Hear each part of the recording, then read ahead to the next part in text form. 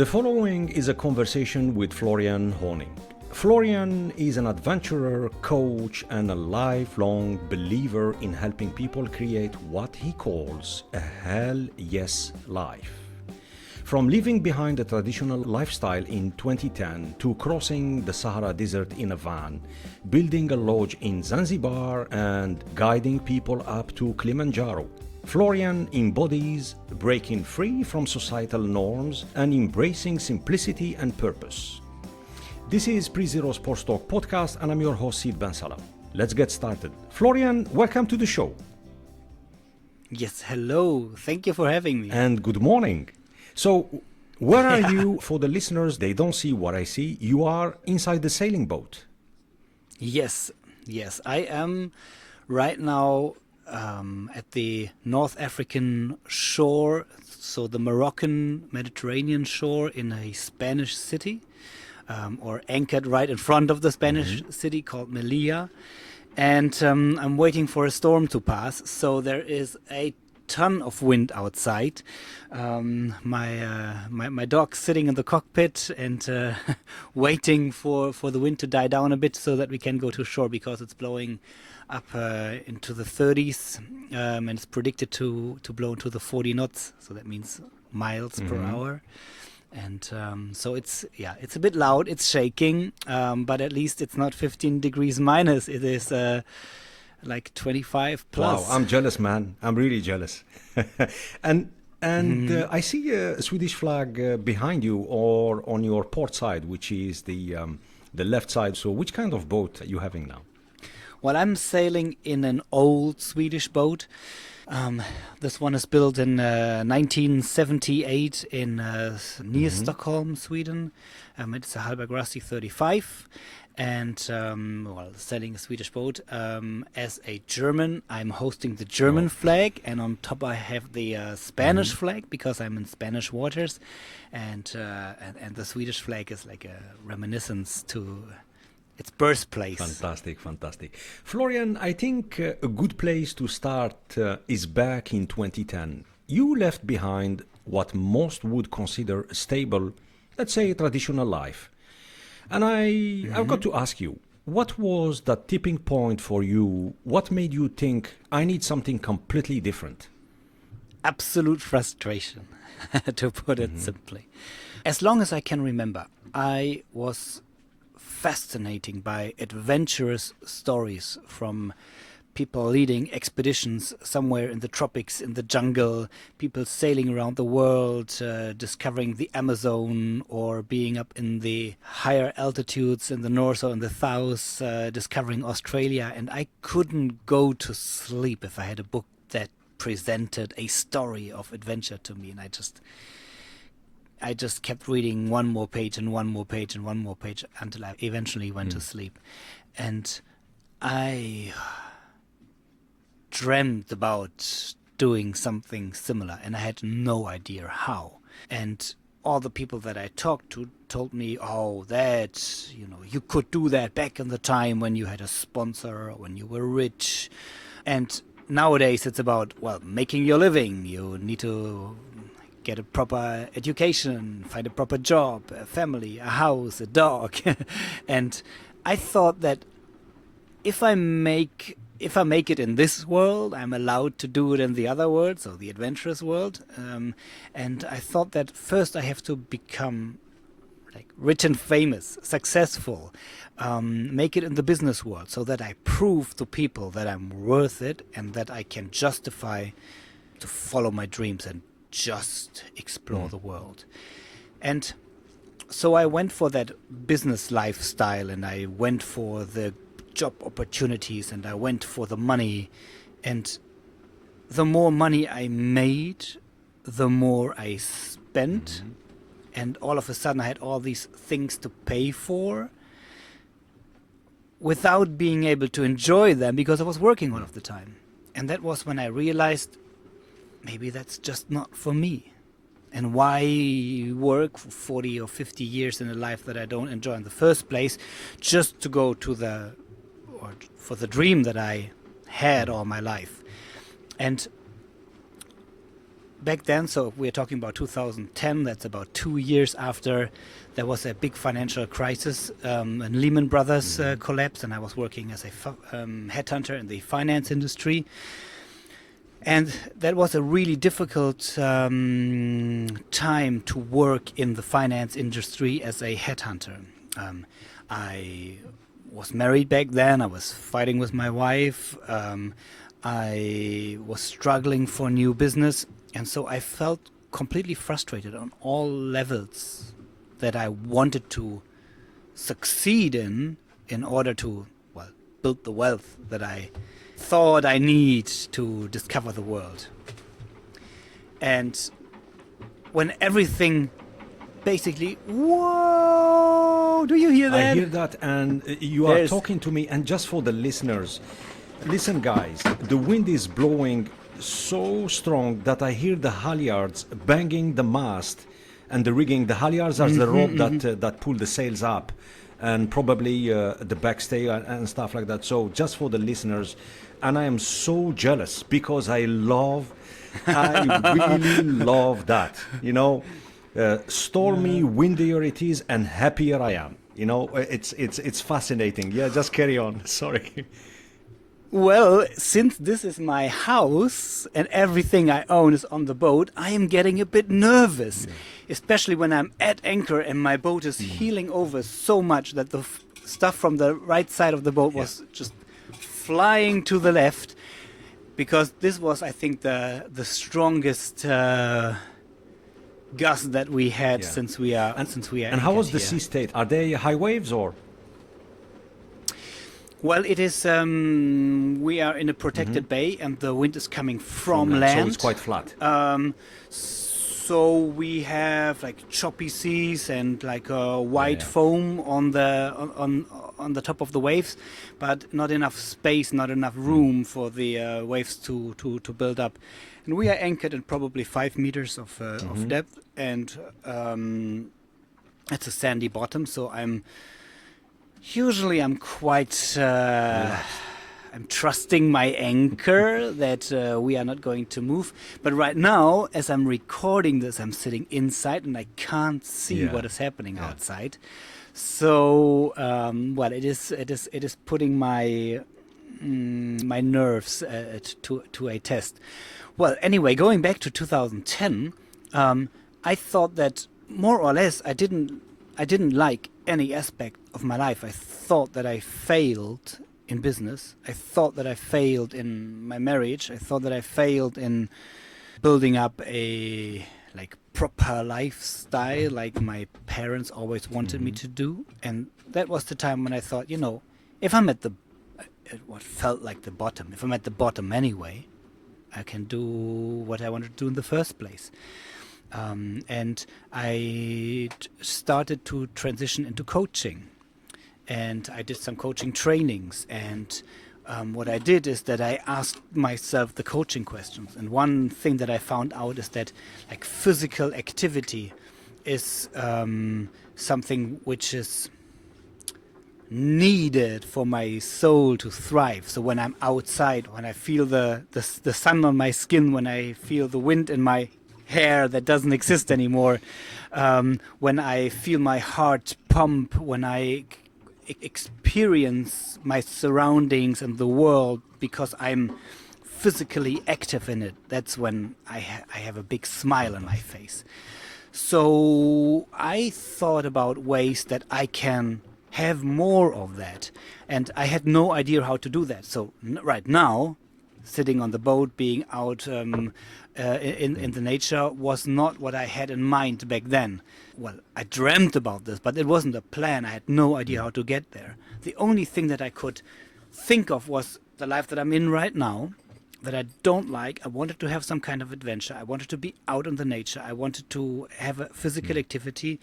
And I thought that I'm going onto a Sahara adventure, where I go on a foot walk by myself through the Moroccan desert for a couple of weeks, and I just wanted to push it to my boundaries, to my limits. And I still had the same life around me.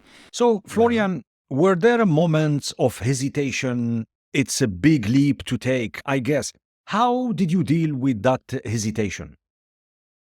Well, there are hesitations all the time. I mean, there are hesitations until now, because once you leave the safe space, once you leave the known waters, you don't know what you're facing.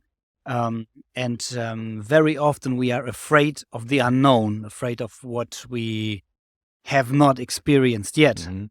And so when I was planning the Sahara trip, I was super afraid to be alone. I was afraid to be in the dark. I was afraid to be somewhere where I can't understand the language. And I knew that I was traveling in Sahara where people might not speak any French, and I have to find my way with Arabic or Berber language. And so it just boiled down to using sign language, basically.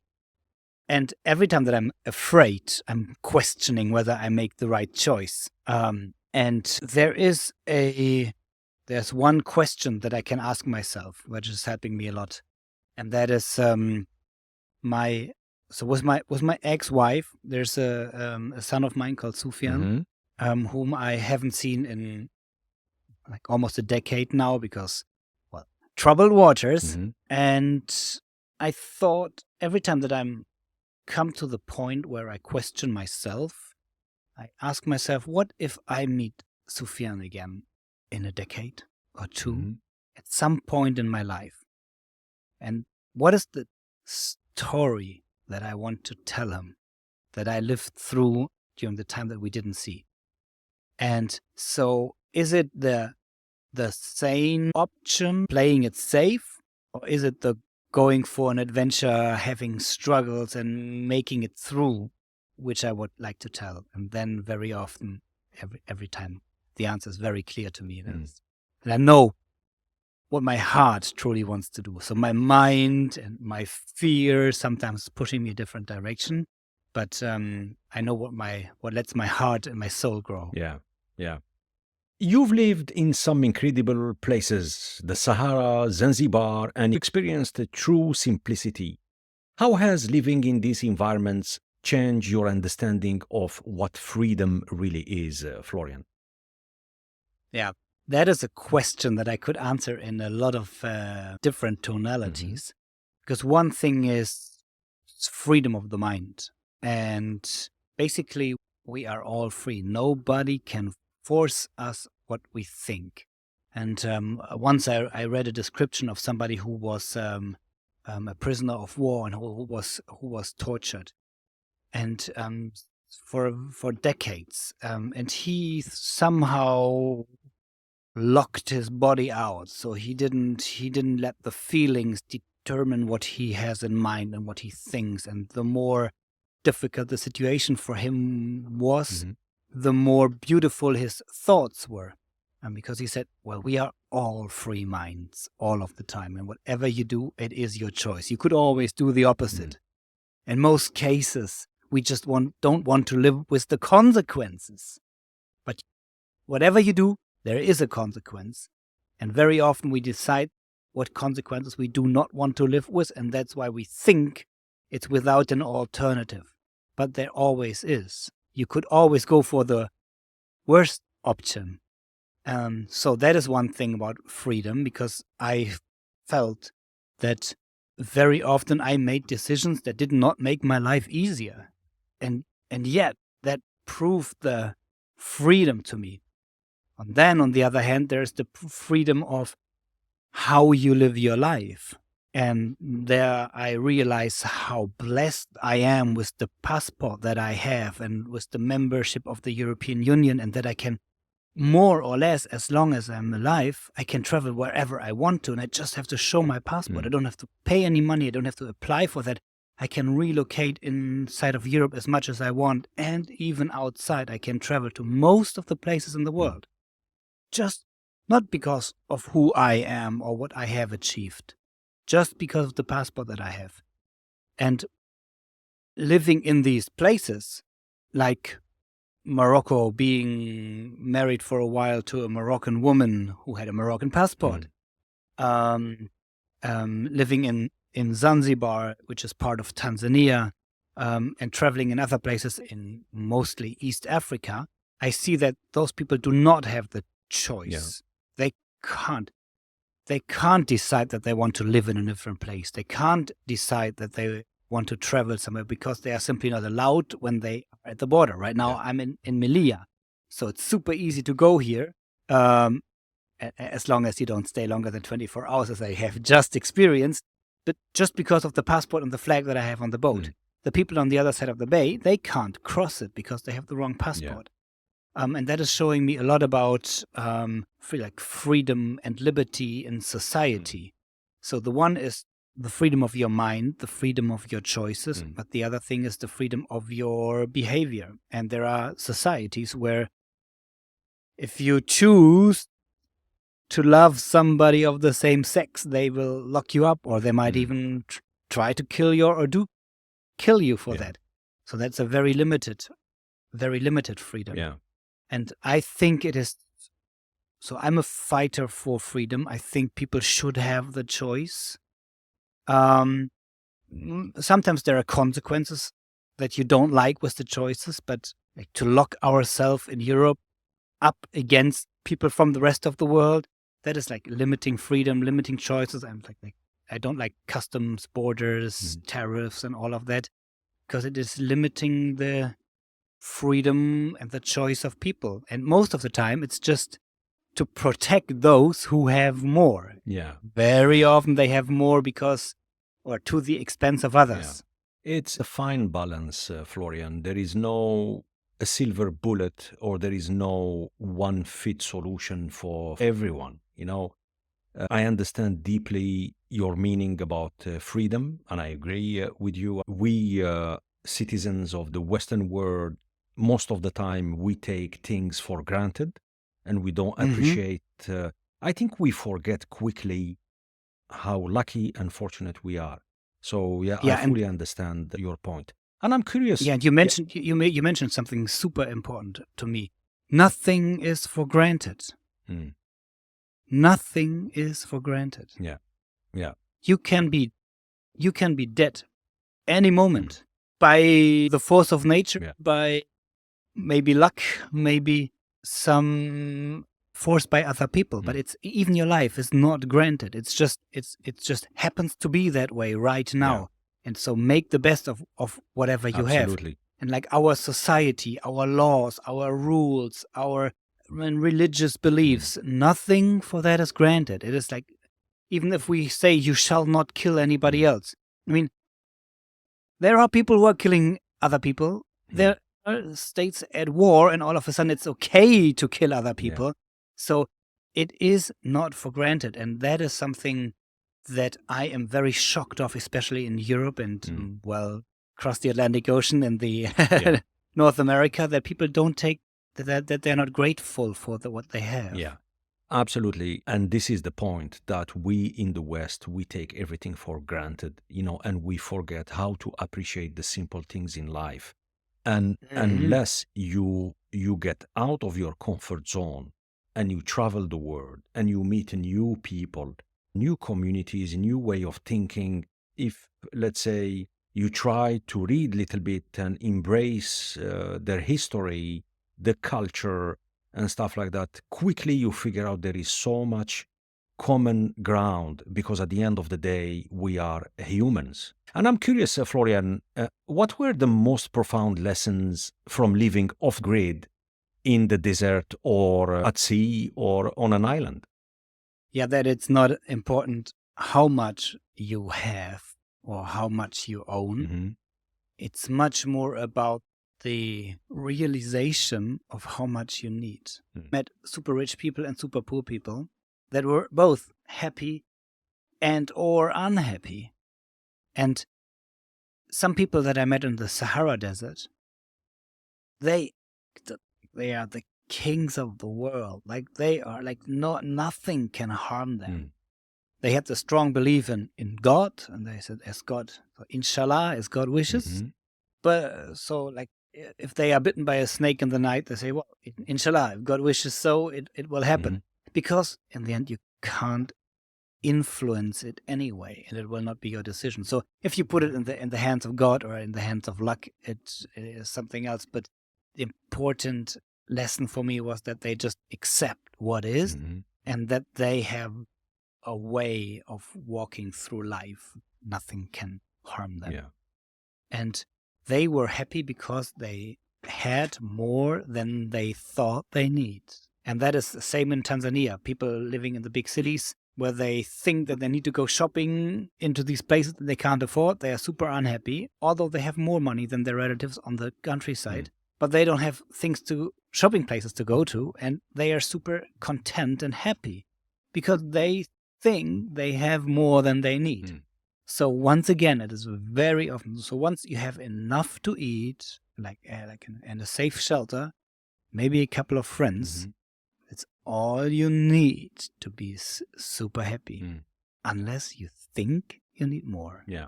And Florian, how these experiences, and I feel the passion when you talk, how these experiences tie into the coaching work you do today? I think it has become very fundamental for my coaching. My coaching is based on, I say very often, it's experience-based and not knowledge-based. So it's not because I read a book and on page 77 there was a following formula that you have to implement in your life. And by having these experiences and having seen what different coaching does, different experiences make with people, different backgrounds make with people, different environments make with people, I realized that nothing is for granted and everything is our own choice. So I don't have to tell people what to do. And it helps me to be less of a teacher. So because at the very beginning I thought I can only coach people on things that I have figured out so that I can tell them what to do. And at some point, especially through that travel, I figured, no, it's not about me telling them how to live their life. It's about asking them questions that they have never asked themselves before, and that they have not figured out an answer yet. Because that is what is inspiring their personal growth. Finding an answer that is fitting their life and their situation, and which is an answer that they did not have before. And that is my essence of the coaching. Help somebody to grow beyond. Yeah, I love that. The known waters. This is powerful. I love it. One of the things I really love about your approach is the concept of a hell yes life. It sounds simple, but I imagine it requires a lot of discipline. Can you explain what that mindset means to you? Most people I know live in the land of maybe, and I did as well. I thought, and I think it's one of the major difference between me and my parents' generation. So my parents were born right after the Second World War, when Germany was completely at the bottom, and there was no money, almost no resources, and so they grew up in a household where there was almost not enough for living. So whenever they saw a opportunity, they went for that because they had no idea if there's another opportunity. And so they had immense growth as a country, as a nation, money-wise, personally, and they created a environment and a country for young people like me back in the 80s and the 90s, where everything was there. And all of a sudden you could be or do everything you want. You just have to make a choice. So if there's nothing you can do and somebody's offering you one chance, you either go for it or you don't. Or you don't, yeah. Quite simple.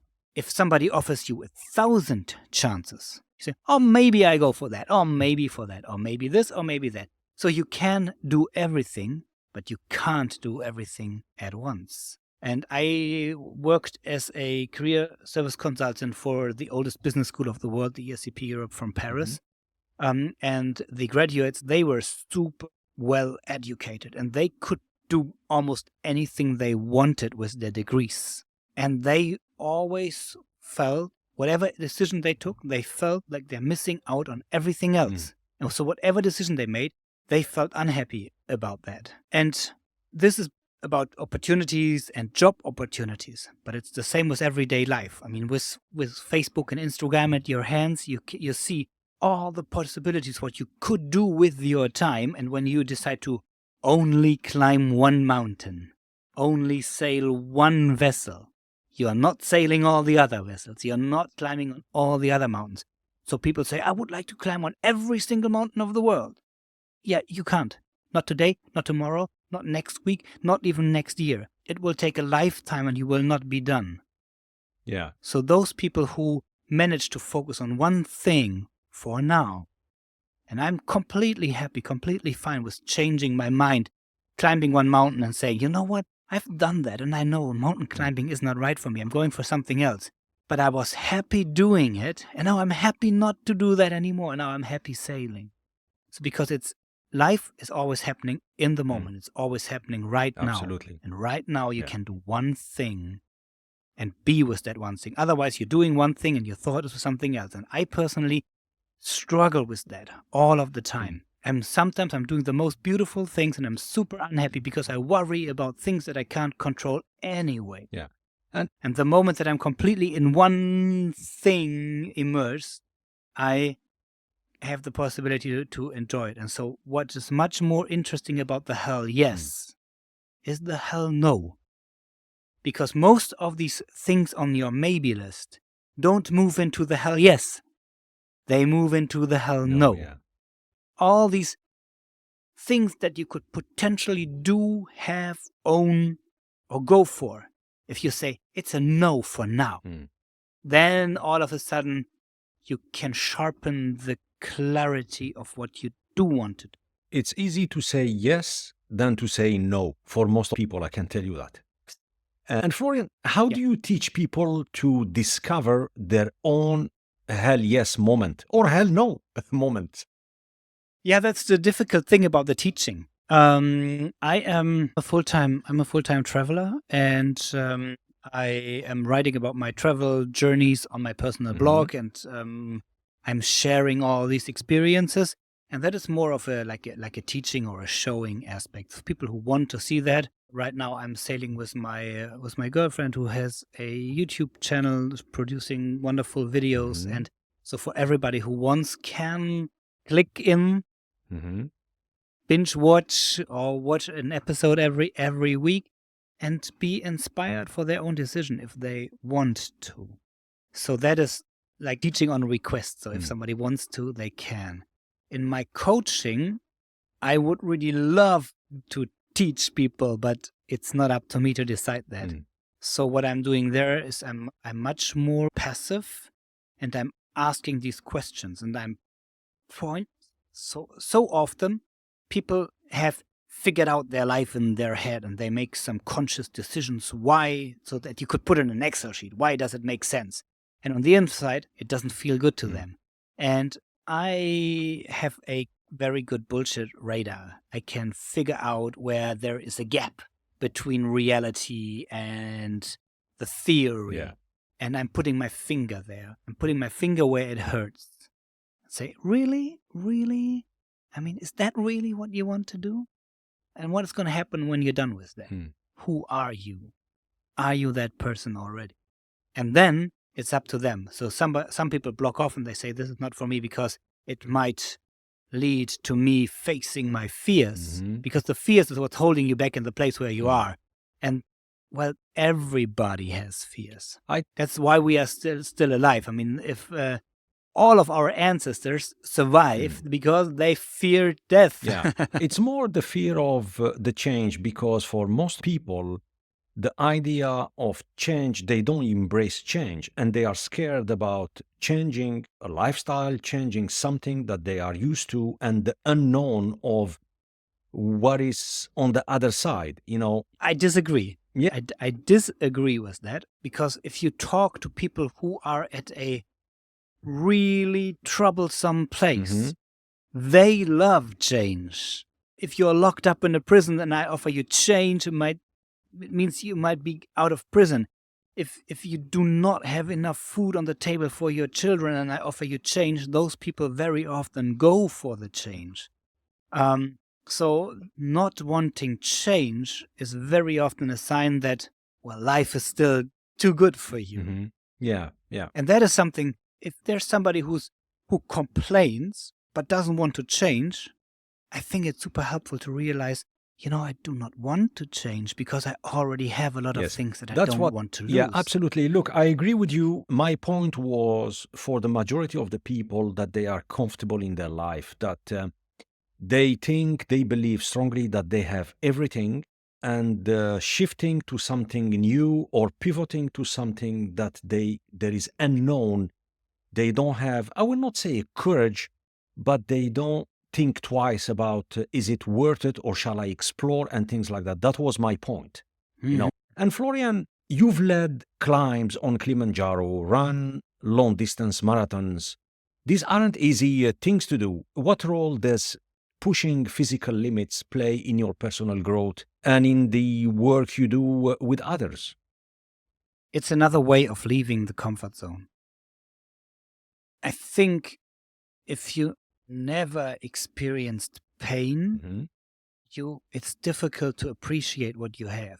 And because I said most of our ancestors stayed alive because they were afraid of death, because they were afraid of the change that could take their death. It was important in a harmful environment to be careful and to be afraid. So what happens if you have nothing to be physically afraid of and you never experience real pain? Your unconscious mind comes up with like visions of things that you could possibly be afraid of. And all of a sudden we are afraid of something which is not there yet. And these people stay in fear and terror for like all of their life because there's nothing that they can actually change. And our body it's all about feeling. It's about sensations. So we see, smell, taste, hear, feel things. And if you push your limits, that you really feel your body and you feel your limits, that's what can help you to appreciate what you already have and to know what you are physically capable of. That when people reach the Kilimanjaro, there are multiple times on the way up where they think, I can't take it anymore. And after several days, they made it.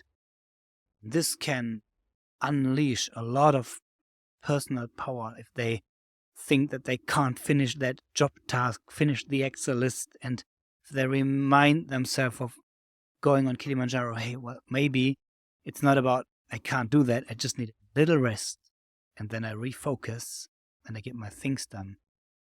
Yeah. You've been on some wild adventures, sailing in a small boat, biking through the desert. Which of these experiences left, let's say, the biggest mark on you and why? Well, it's the combination and the constant challenge. The biggest one-time effect had the walking through the Moroccan Sahara desert by myself, because it is a super hostile environment if you don't find the water. And it was the biggest gap between my normal life and what I did there. And there was somebody who did that a year later, and he got lost and he died. So, and I wasn't even aware of that. And then for everything else that came later, I was already standing on the feet of giants, as you say. So I was already standing on top of that experience, and I knew that I had experienced something similar or something even more dangerous. And so every time that I face like the border of the known, it's helping me to personally grow. But that incident or that these 4 weeks in the desert, they were the biggest one-time shift for me. Yeah, yeah.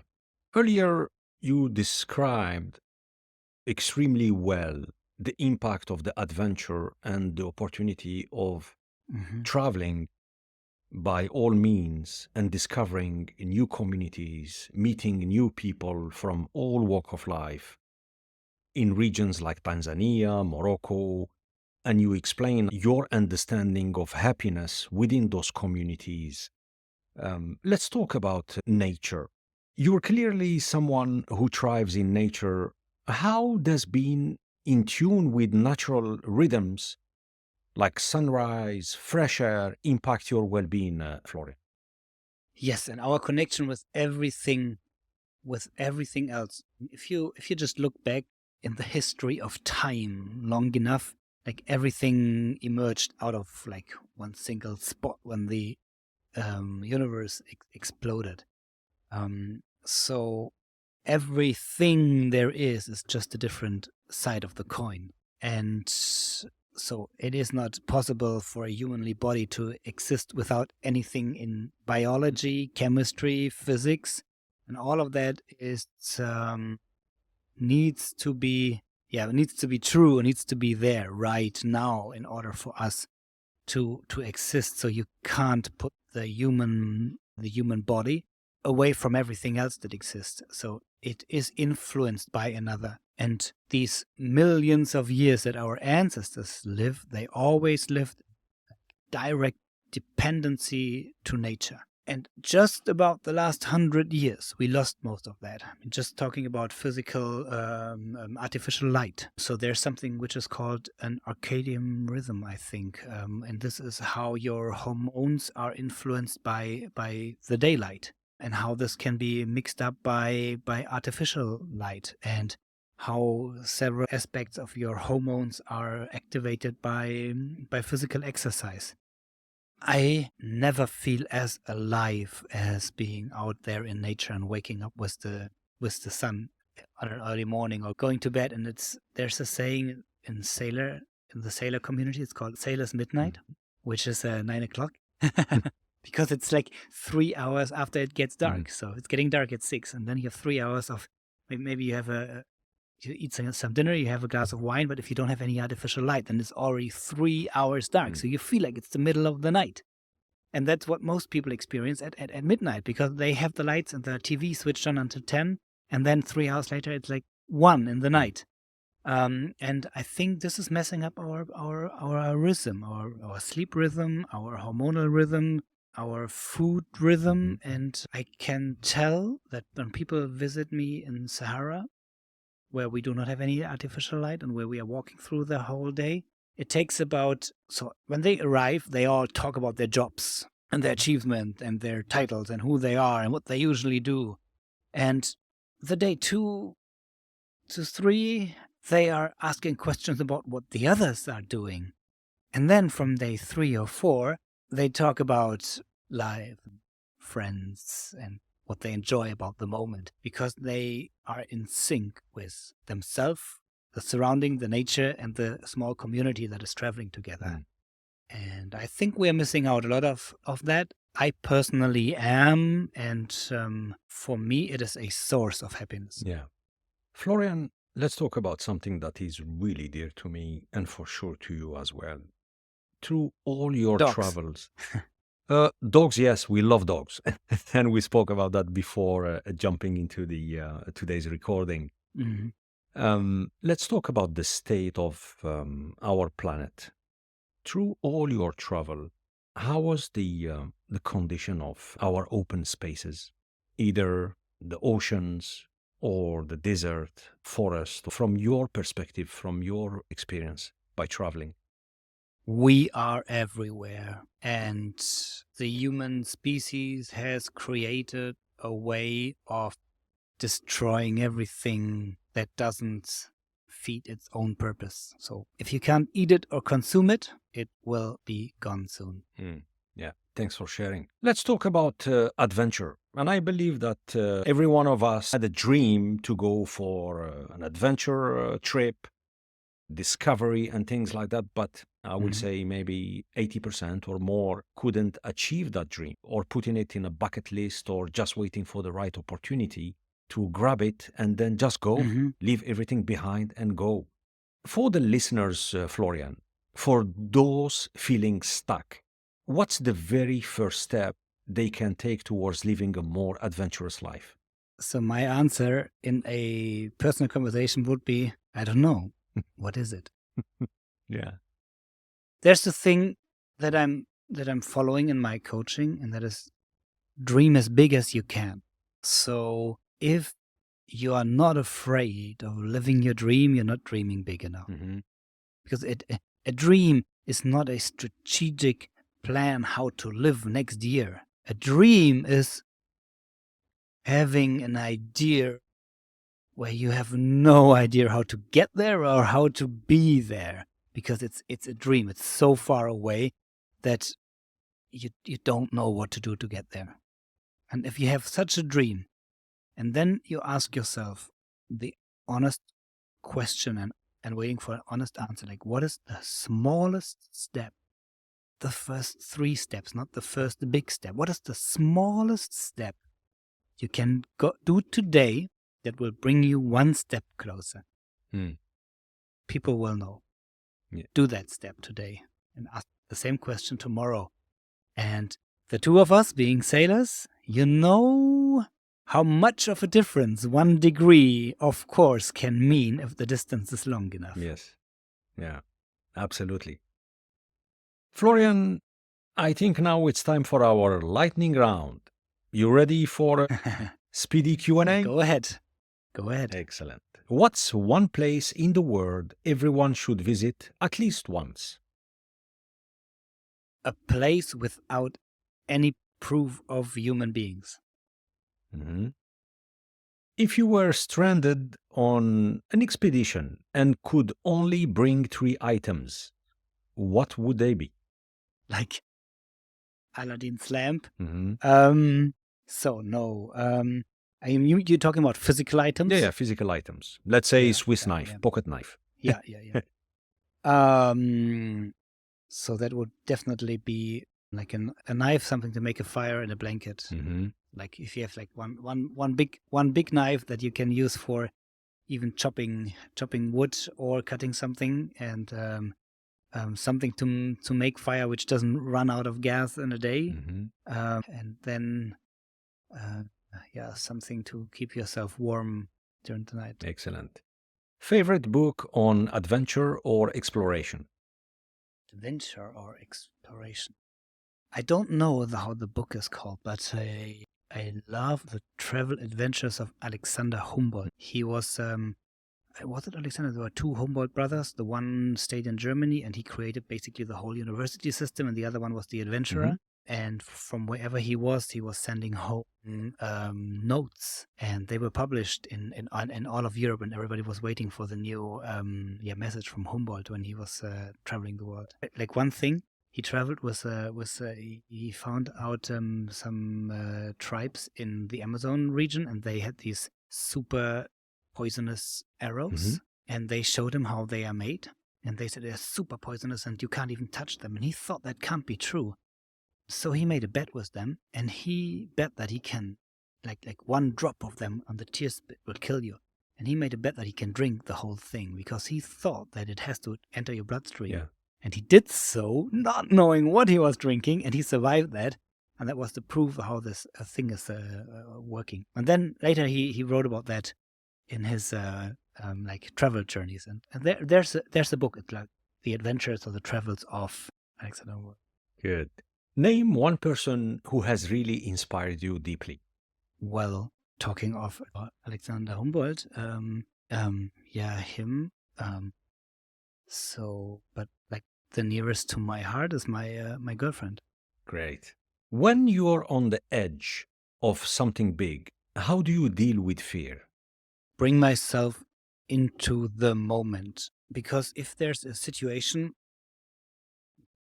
at one point I got hit by a thunderstorm near Saint-Tropez with my tiny boat, and I misjudged the wind direction, and from 0 to 60 knots, full sails up, small wooden boat.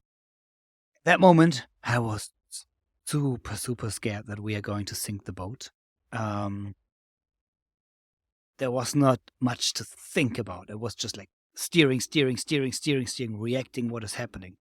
So whenever there's a different situation, like now too much wind and you're at anchor and I'm getting scared and fear, then I'm fearing not what is happening right now, but what I am afraid could happen in the future.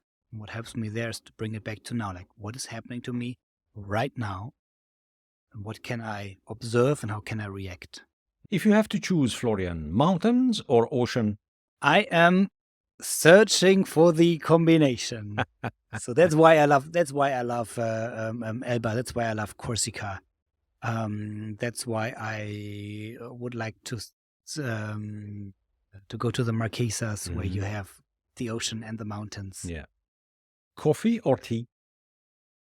Right now, I'm pretty much in the middle. It was always the coffee. And then I lost my senses I had Corona and I couldn't taste coffee anymore.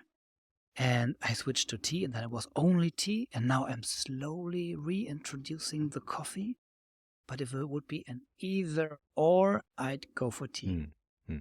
Florian, you are an adventurer. You are always on the go.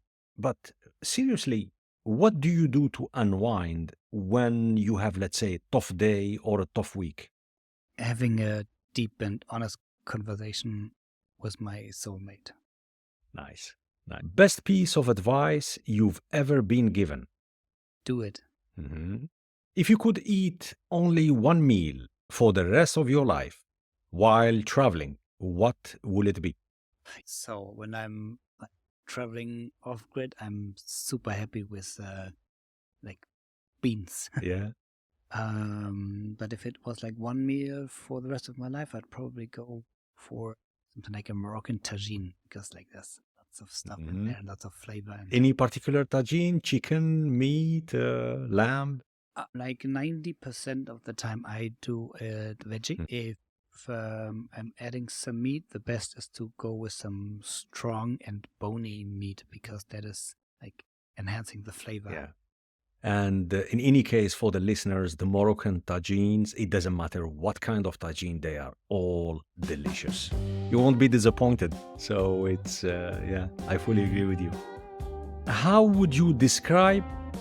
that's the spices. I just bought the tagine spices. Yes, that's the spices. Cumin, for sure, ras hanout. Yeah. Fantastic. How would you describe yourself in one word? It's for out of the box. Out of the box. Great. Florian, thank you so much for joining me today and sharing your journey. Your perspective on living a life full of intention and adventure is truly inspiring. Thank you for listening. And before we wrap up, can you please let everyone know where they can find you and how to contact you if they like to learn more about your work? And you mentioned earlier, Florian, that your girlfriend, she has a YouTube channel. To keep things simple, just one thing. My tag name has been for the last 30 years Flojo, Flohjoe. So if you do that, flojo.com, you come to my blog, and there's the link to the videos, there's the link to my coaching, there's the tracking where you can see where I am right now, and you find the travel stories. So it's the best way to start, because you just have to remember flojo.com, and then you find all the other things linked. Great. And in any case, we will put all those links in the episode show notes. For our listeners, if you've ever felt like you were going through some kind of emotions, I hope this conversation nudges you towards creating your own version of a hell yes life. As Helen Keller once said, life is either a daring adventure or nothing at all. Let's all strive for a daring adventure. Thanks again for tuning in. Until next time, stay curious, stay adventurous, and keep pushing the limits of what you think it's possible. Bye-bye.